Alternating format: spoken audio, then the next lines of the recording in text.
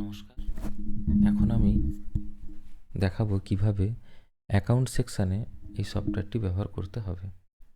First আমি অ্যাকাউন্টেন্টের login criteria দিয়ে লগইন করলাম। লগইন করার পর এখানে দেখুন স্যার, অ্যাকাউন্টস নামের একটি অপশান আছে। তার second option expense and other income report, click করলাম। করার পর ডেট দিলাম।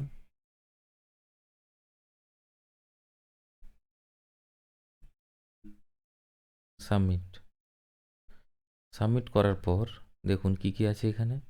OPD report, discharge report, advance payment report, lab report, X ray report, miscellaneous report, bed booking report.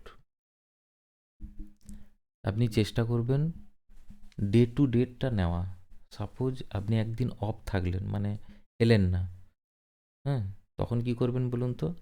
ওই ধরুন আপনি 7 তারিখ অ্যাবসেন্ট ছিলেন, 6 তারিখ লাস্ট বিল কেটেছেন, আপনি 8 তারিখ এলেন কি 9 তারিখ এলেন, আপনি কিন্তু ডে বাই ডে নেবেন। মানে 7 তারিখ থেকে 7 তারিখ যেটা হয় সেটা নিয়ে নিলেন, 8 তারিখ থেকে 8 তারিখ যেটা হয় নিয়ে নিলেন, তারপর আবার 9 তারিখ থেকে 9 তারিখ যেটা হবে নিয়ে নিলেন।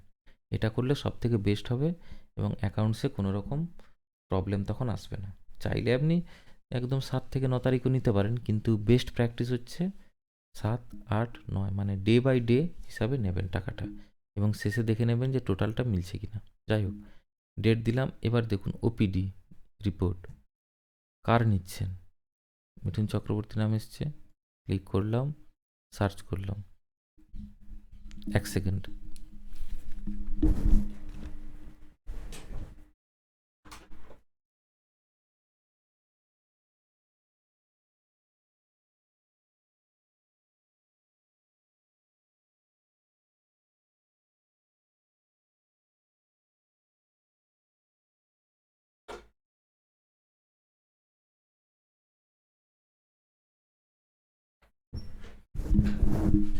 হ্যাঁ, যেটা বলছিলাম, আমি আসলে ইন্টারনেট কানেকশনটা করলাম না।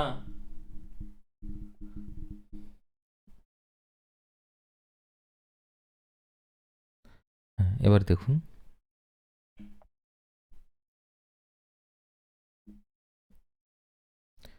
যখনই আপনি ইউজার সিলেক্ট করলেন, সার্চ করলাম, তখন এই হাতের মতো একটা সাইন আসবে। এখানে ক্লিক করলে এই দেখুন রেজিস্ট্রেশন নাম্বার পেশেন্টের ওপিডি সেকশানের, হ্যাঁ, মিঠুন চক্রবর্তী রিসিভ করেছেন টোটাল 40 টাকা। মিঠুনবাবুর সাথে টাকা মিলে গেলেই আপনি কি করলেন, এই প্লাস সাইনে ক্লিক করবেন,